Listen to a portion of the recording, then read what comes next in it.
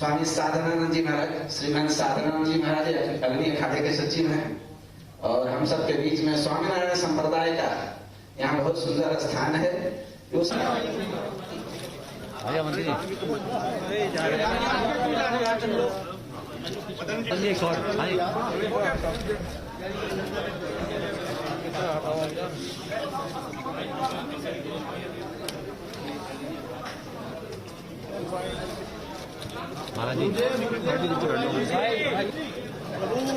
भाई साहब, गुरुजी जरा सा हमारा भी कॉल कर लो।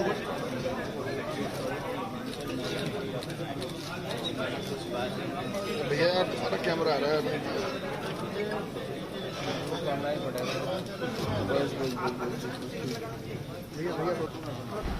भैया नीचे यहीं पे, इस पे बैठ जाओ। आप तो प्रभु भाई साहब, आप गुरुजी इधर आ जाओ ना, आप इधर आ जाओ ना, उधर से मत करो आप आगे।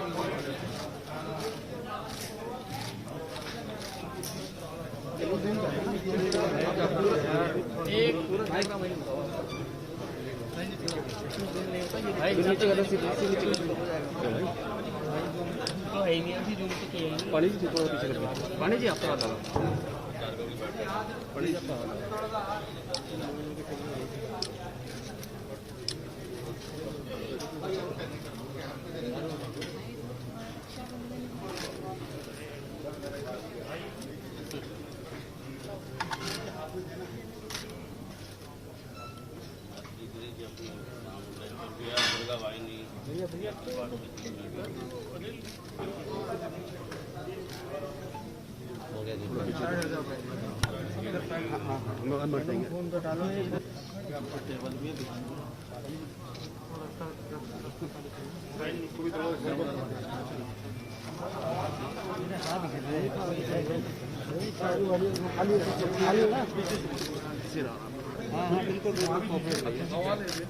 भैया मोबाइल 1 मिनट के लिए पीछे जरूरत है।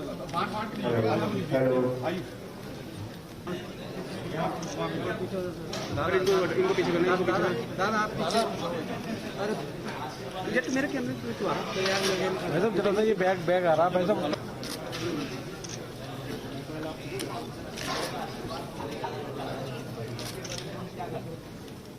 कैमरा पीछे कर दे थोड़ा सा, जूम नहीं करता भैया। अरे भाई भैया है ना ये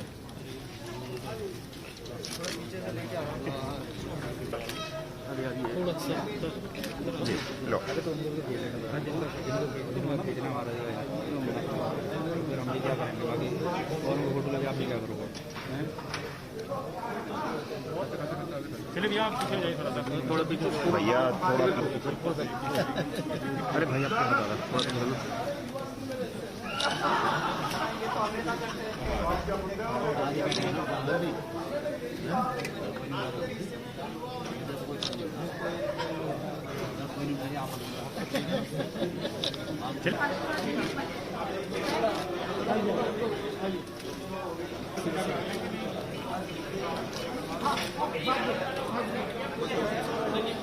आप पीछे वाले ले जाओ।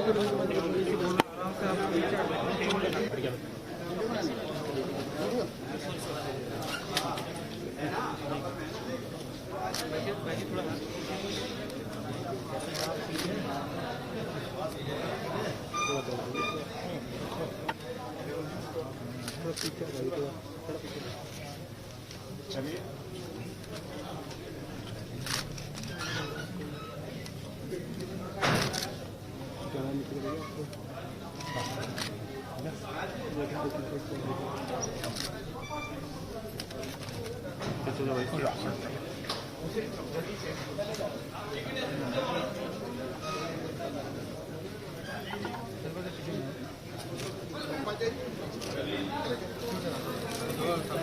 अभी नहीं कार्यकर्ता से अब तो प्रणाम करते आ रहे हैं, प्रणाम करेंगे सब जगह प्रणाम। हाँ वो तो होंगे बाद में, अभी तो थोड़ा सा सबको प्रणाम करें। आभार से मेरा निवेदन रहेगा, थोड़ा एकदम पीछे से ही कवर करेंगे, बीच में क्योंकि आपने फोटो ले लिया है इसलिए, जिससे कि अरे भाई साहब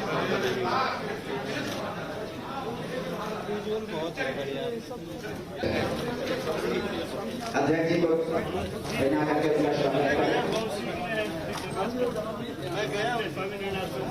रविंद्र मोदी जी महाराज अध्यक्ष जी को शिरोपा भेंट करके उनका स्वागत किया।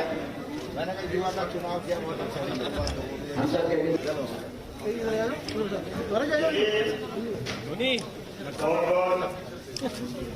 आभार सभी कृपया मीडिया के बंधु और मेरा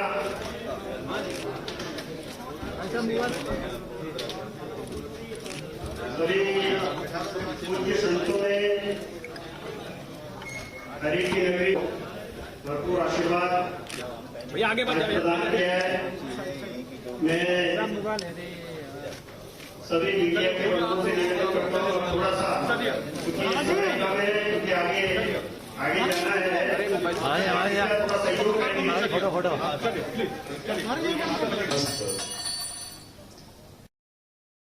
नरेंद्र मोदी जी की आयोजन के एक तरह से हमारे सूत्रधार भी हैं श्रीमंत देवानंद सरस्वती जी का मुख्यमंत्री जी से निवेदन करूंगा आशीर्वाद के क्रम में सीएम साहब भारत माता की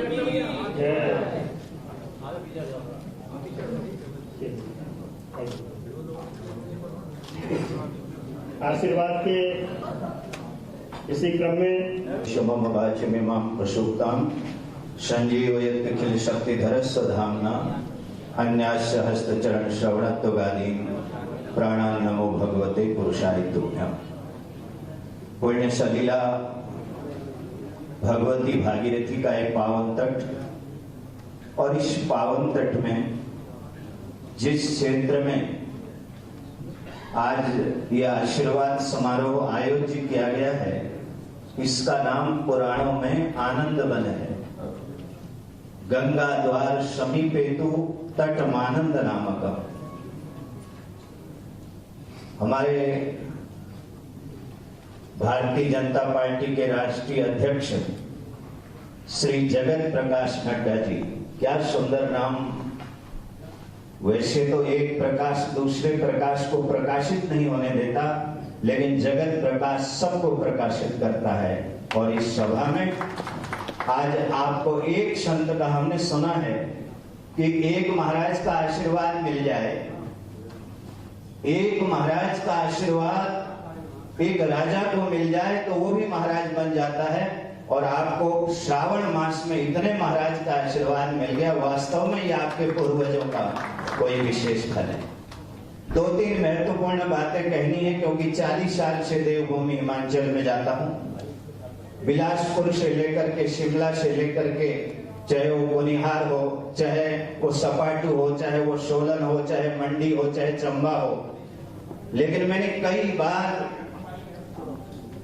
देवभूमि हिमाचल की चर्चा की है। और आज जहां एक और राष्ट्रीय अध्यक्ष जगत प्रकाश नड्डा जी हमारे बीच में हैं, और वहीं देवभूमि उत्तराखंड के बहुत ही कर्मठ और जुझारू, आपके सामने बहुत बड़ी चुनौती है। वर्तमान में जो हमारे देवभूमि उत्तराखंड के अध्यक्ष हैं माननीय मदन कौशिक जी, बहुत बड़ी चुनौती आपके सामने है, लेकिन मुझे विश्वास है आप इस चुनौती में सफल होंगे, क्योंकि जब जब भी आपके सामने चुनौती आई है आपने लक्ष्य गाड़ा है, झंडा गाड़ा है। और मैं राष्ट्रीय नेतृत्व का बहुत धन्यवाद करता हूं, बहुत साधुवाद देता हूं कि उन्होंने देवभूमि उत्तराखंड को एक युवा मुख्यमंत्री, हमारे बहुत ही कर्मठ जुझारू, जो शुरू से ही कर्मठ रहे, ऐसे हमारे धामी जी को देवभूमि उत्तराखंड को मुख्यमंत्री के रूप में दिया। बहुत बहुत नेतृत्व का साधुवाद। बीएल संतोष जी और भट्ट जी कई बार नींव के पत्थर दिखाई नहीं देते हैं, सारा उसी पर टिका होता है, वो पीछे सेवा में लगे हुए। मैं आपको हमारी बहन जी, क्योंकि सबका नाम लूंगा तो समय उसी में निकल जाएगा, दो चार महत्वपूर्ण बातें कहनी है। आज पहली बार हमने देखा, वैसे जब भी कोई राष्ट्रीय अध्यक्ष कोई भी हरिद्वार में आते हैं तो जैसे हमारे इस कार्यक्रम के संयोजक देवानंद सरस्वती जी कह रहे थे कि एक आश्रम में गए तो एक महात्मा जी से आशीर्वाद लिया, लेकिन मेरे को ऐसा लगता है कि शंकर जी आज बड़े प्रसन्न हैं। आपको एक सभागार में 13 अखाड़ों के संतों का और महामंडलेश्वरों का आशीर्वाद एक साथ में मिल रहा। अरे ताली तो बजा दो यार, हम कोई पैसा थोड़े ही ले रहे हैं। 2014 में मैं निवेदन करूं, अभी भी वो नेट में है, जब हम लोगों ने मोदी जी को हरिद्वार में बुलाया, बहुत बड़ी समस्या उस समय थी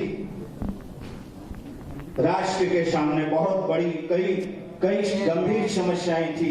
मैंने जब देश के शीर्ष संतों को फोन में लाया, वो कहने लगे यार आप हमको राजनीति में क्यों ला रहे हो? मैंने कहा राजनीति में नहीं ला रहे हैं, हम ये चाह रहे हैं कि आप राष्ट्र को एक ऐसा व्यक्तित्व मिलने वाला है जो सनातन संस्कृति की रक्षा करेगा, इसमें आपको आने में क्या आपत्ति है? और सारे संत आए, पहली बार देश के एक संत एक जगह इकट्ठा हुए तो एक इतिहास बन गया। माननीय मोदी जी देश के प्रधानमंत्री बन गए। अब आप सबका हमारा भी दायित्व है, वो नेट में पड़ा, उसका उद्घाटन भाषण मैंने किया था।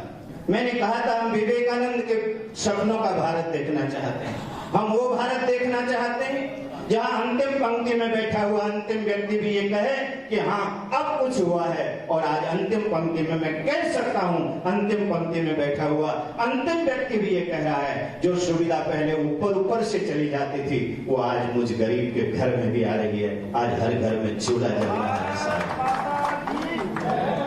2-3 बातें मैं कहना चाहता हूं। हमारे स्वामी जी ने कुंभ की चर्चा की, बहुत बड़ी चुनौती थी कुंभ, क्योंकि सनातन धर्म का सबसे बड़ा उत्सव था। हमारे पत्रकार बंधु, प्रिंट मीडिया, इलेक्ट्रॉनिक मीडिया, कुंभ होगा कि नहीं, अखाड़ों के हमारे पूज्य रविंद्रपुरी जी यहाँ बैठे हैं, महानिर्वाणी अखाड़े के, कुंभ होगा कि नहीं होगा, आमंत्रण पत्र हम लोगों ने सब घर घर तक पहुंचा दिए थे। लेकिन आपको बहुत साधुवाद नड्डा जी, आप लोगों ने जो निर्णय लिया, भले कोविड संक्रमण के कारण सांकेतिक रूप में हुआ, लेकिन कुंभ हुआ और लोग सकुशल स्नान करने के बाद यहाँ से अपने घरों में पहुंचे। लेकिन 1-2 चीजें रह गई, अब पूरी हो सकती है, धामी जी कर सकते हैं। हर कुंभ के बाद सरकारें संतों का और जिन्होंने खड़े होकर के 24 आवर्स जिन्होंने सारे यात्रियों को स्नान कराया, उनका सम्मान करती थी, सरकार की तरफ से वो होता था। वो चीज रह गई है उसको, क्योंकि एक बात सुनो, सिर्फ मीठे प्रवचन से बात नहीं चलती है। हम तो मोदी जी के साथ कई सभाओं का मैंने संचालन किया है, इसलिए मैं कह सकता हूं कई बार कड़वा प्रवचन भी करना पड़ता है। और मैं आपको आज निवेदन करना चाहता हूं, हमारे राष्ट्रीय अध्यक्ष जगत प्रकाश नड्डा जी, मैंने हिमाचल को बहुत नजदीक से देखा है, हिमालयी राज्यों के मुख्यमंत्रियों को भी मैं आह्वान करना चाहता हूं, शायद जितने हिमालयी राज्य हैं उन राज्यों में जो समस्याएं हैं, लेकिन एक हिमाचल प्रदेश ऐसा है साहब, हिमाचल प्रदेश में पलायन नहीं हुआ, किसी घर में ताला नहीं लगा, वहां का बड़े से बड़ा अधिकारी भी रिटायरमेंट के बाद अपने गांव में आया, जहां शून्य पलायन है वो हिमाचल प्रदेश है। हिमाचल के मॉडल को आज लेने की आवश्यकता है, और उस मॉडल को अगर हमने अपना लिया, आप देखना वहां का मजदूर खुश है, वहां का किसान खुश है। उसका कारण क्या है? वहां एक रेशो चलता है 60-40 का। सरकार कहती है 60 पैसा हम दे रहे हैं, 40 आप दो, और विकास की आज हर घर में सड़क है, वहां हर व्यक्ति के यहाँ टेलीफोन है, हर घर में वहां बिजली है, और अंतिम पंक्ति में बैठा हुआ अंतिम व्यक्ति को भी सुविधा मिल रही है। पहला अवसर है, सावन का महीना है, सावन के महीने में आप हरिद्वार आए, आनंद वन में आए, और ये चयन जिन्होंने किया, भले ही होटल में हो रहा है, होटल में जाते क्यों, होटल में भी तो होते हैं कार्यक्रम, सिर्फ टोटल खराब होता है होटल का और बाकी सब ठीक होता है। मैं आपको निवेदन करना चाहता हूं, अगला कार्यक्रम करो। यहाँ बड़े बड़े आश्रम है, आनंद वन है, ये पौराणिक तीर्थ है, और मैं कहना चाहता हूं 1-2, क्योंकि धामी जी, क्योंकि आपका परिवार, हमने देखा कुशवाहा जी के साथ तो हमारे पारिवारिक संबंध रहे। मैंने कई बार यहाँ के मुख्यमंत्रियों को कहा है कि हमारे उत्तराखंड देवभूमि में इतनी संभावनाएं हैं, स्वामी विवेकानंद की तपस्थली यहाँ ये देवभूमि उत्तराखंड रही है, हमको उन तीर्थों को विकसित करना है, और जिस दिन हम यहाँ के पर्यटन को विकसित कर देंगे, पूरे विश्व का आदमी देवभूमि उत्तराखंड में आएगा। बस हमारा इतना कहना मात्र है कि आज सारा संत समान हम लोगों ने, मैंने अपने जीवन में 3 पगड़ियां पहनाई हैं। अब इसको माननीय मुख्यमंत्री जी आप खत्म करके अब वो घरेलू ही हो जाए सबने। आज मौका देख के मैंने आपसे ये निवेदन करते हुए, बाकी सब काम होता रहेगा, मेरा ये आपसे निवेदन है कि आप इसे जरूर करते हैं।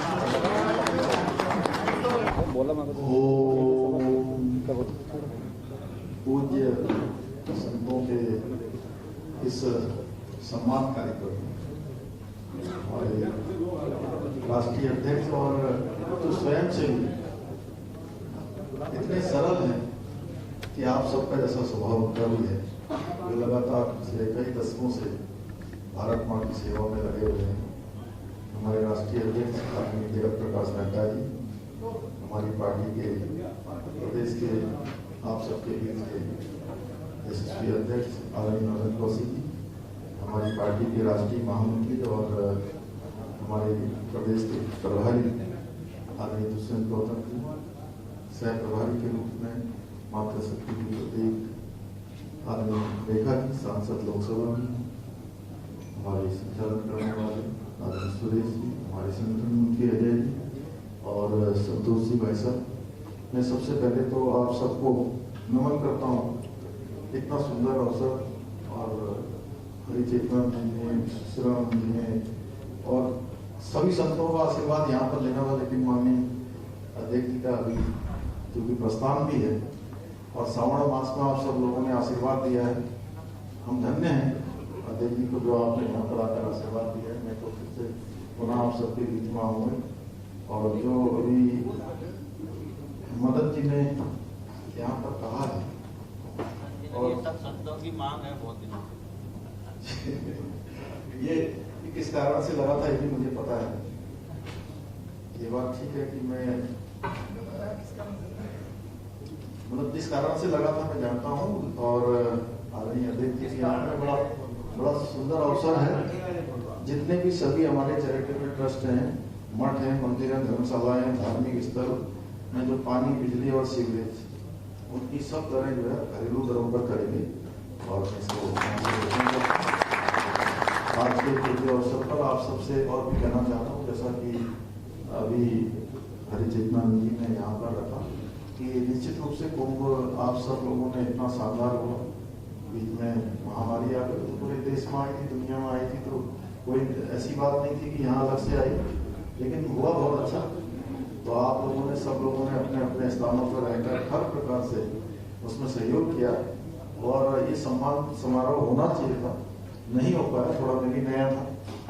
और मैं ये सम्मान समारोह आयोजित करूँगा, इसमें जितने भी लोग रहे सम्मान समारोह करेंगे और आप लोगों का आशीर्वाद लेंगे। आप लोग समय समय पर जिस प्रकार से आज देश के अंदर हमारे यशस्वी प्रधानमंत्री नरेंद्र मोदी जी काम कर रहे हैं, चाहे धर्म की बात हो, चाहे हमारी सेना की बात हो, रक्षा की बात हो, हर क्षेत्र में, चाहे भव्य राम मंदिर बनने की बात हो, तो उसको उन्हीं के पद चिन्हों पर चलते हुए आपके सेवक के रूप में, आपके एक मैं कहूँ कि भक्त के रूप में जितना हो सकता है उसको मैं भी आगे बढ़ाने का काम करूंगा। राष्ट्रीय अध्यक्ष जी का आशीर्वाद लेकर, उनका मार्गदर्शन लेकर, आप सबका आशीर्वाद लेकर मैं आज के अवसर पर पुनः आप सभी का अपने हृदय की गहराइयों से मैं आपका अभिनंदन करता हूँ, वंदन करता हूँ, नमन करता हूँ। और फिर जब हम लोग अगला कार्यक्रम करेंगे तो उसमें पूरी बात जैसे भी होगी उस पूरी बात आएगी। आप सबका बहुत बहुत धन्यवाद। सभी उपस्थित संत आदरणीय सभी संतों को चरण वंदना, उनका आशीर्वाद आए हुए संगठन मंत्री जी, मेरा ये परम सौभाग्य है कि मुझे आज यहाँ हरिद्वार आने का सौभाग्य मिला श्रावण मास में।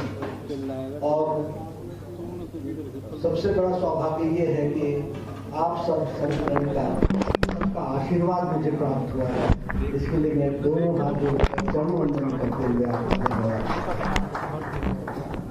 हमारे स्वामी जी ने बहुत सी चर्चा हम सबके सामने की है और उसमें उन्होंने चर्चा में इस बात को भी रखा कि किस तरीके से आदरणीय मोदी जी के नेतृत्व में देश में सनातन धर्म की सेवा के लिए ये समर्पित रही सरकार और किस तरीके से देश को आगे ले जाने का उन्होंने जो योजना बनाया उससे देश किस तरीके से आगे बढ़ा है उसके बारे में आपने चर्चा की है।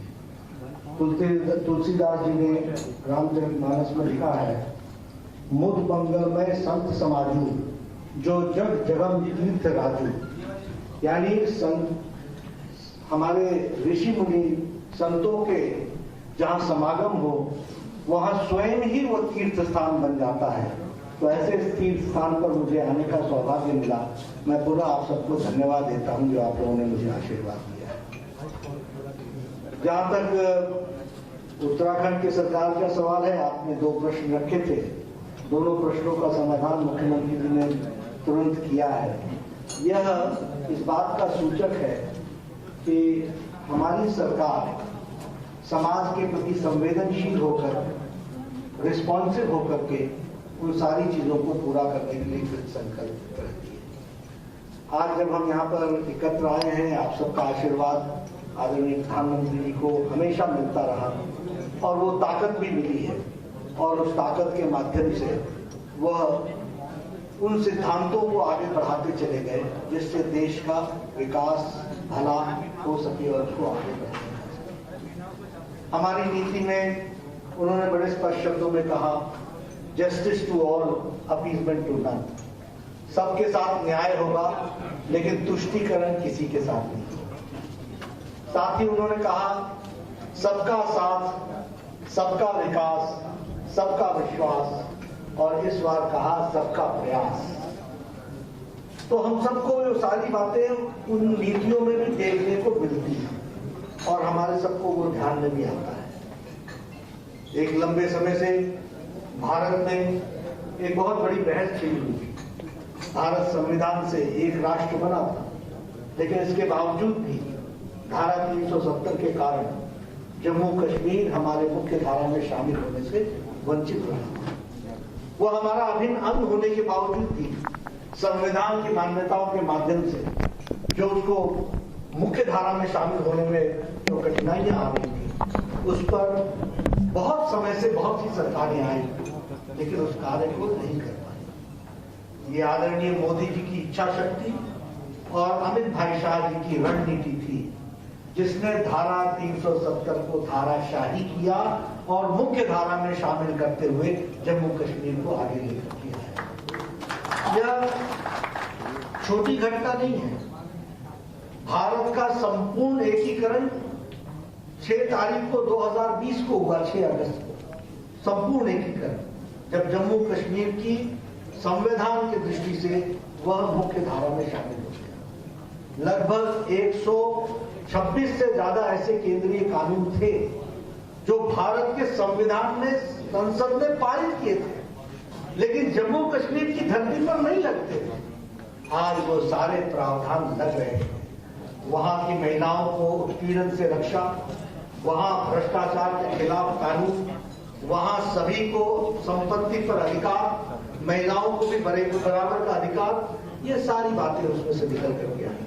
और हमारे वनवासी भाई जिनको राजनीतिक आरक्षण नहीं था, उनको राजनीतिक आरक्षण देने का भी काम। उसी तरीके से हम सब लोग जानते हैं, आपके आशीर्वाद, आपके प्रयास, राम जन्मभूमि पर भव्य मंदिर बने, ये हम सबका सपना था। लेकिन इस सपना को पूरा करने के लिए इच्छा शक्ति की आवश्यकता होती और इस इच्छा शक्ति के कारण आदरणीय प्रधानमंत्री जी ने जहां कोर्ट का पूरा सम्मान करते हुए न्यायोचित फैसले होने से और अब उनके कर्म कमलों द्वारा शिलान्यास के बाद अब भव्य राम मंदिर वहां बन रहा है और बनने की तैयारी हो रही है। ये हम सब के लिए बहुत ही संतोष का विषय है जिसको हम आप सबके साथ चर्चा करेंगे। उसी तरीके से आज अभी अफगानिस्तान से लोग किस तरीके से भाग रहे हैं आप सब देख रहे हैं, लेकिन यही विषय हम लोगों ने उठाया था कि जो हमारे सिख भाई, जो हमारे हिंदू भाई जो प्रताड़ित होकर के अफगानिस्तान से, बांग्लादेश से, पाकिस्तान से, इन सब जगहों से जो निकाल दिए गए थे और वो भारत में आकर के शरण ले रहे थे कई सालों से, लेकिन उनको भारत के संविधान से संरक्षण नहीं था और उनको भारत की सुविधाएं मिलने में से वो वंचित थे, वो उत्पीड़न से गुजर रहे थे। उसको भी मुख्य धारा में शामिल करने का काम और CAA हमारे सिटीजन्स अमेंडमेंट एक्ट को ला करके उनको मुख्य धारा में शामिल करने का काम किया, तो हमारी मोदी जी की सरकार ने किया है। इस बात को आज हमें समझ में आता होगा जिस तरीके से काबुल में घटनाएं घट रही हैं, कि हमारे भाई और हमारे लिए दुनिया के लोगों के समझ में आ रहा है कि किस तरीके से वो अपनी जान बचा करके वहां से निकलने लगे। और हमारी सरकार सबको वापस सुरक्षित आए, इसके लिए मोदी जी की सरकार प्रयासरत है, ये हम सबको। उसी तरीके से हमारे यहाँ अब जब हमने कहा सबका साथ, सबका विकास, सबका विश्वास, तुष्टीकरण किसी का नहीं, अब आप देखते होंगे कि 13वीं शताब्दी का ट्रिपल तलाक का कानून यहाँ भारत में विराजमान। बहुत अचरज की बात है कि यह कानून पाकिस्तान में लागू नहीं होता, ये कानून बांग्लादेश में लागू नहीं होता, ये कानून हमारे मुस्लिम देशों में, ईरान में, सीरिया में नहीं लागू होता है, इंडोनेशिया बहुत आए जब वहां लागू नहीं होता, बांग्लादेश में लागू नहीं होता, लेकिन हमारे देश में ट्रिपल तलाक चल रहा था। हमारी मुस्लिम महिलाओं को मुख्य धारा में शामिल करना और 21वीं शताब्दी की आजाद सांस लेने का मौका दिया, तो आदरणीय प्रधानमंत्री मोदी जी ने दिया है ये बात।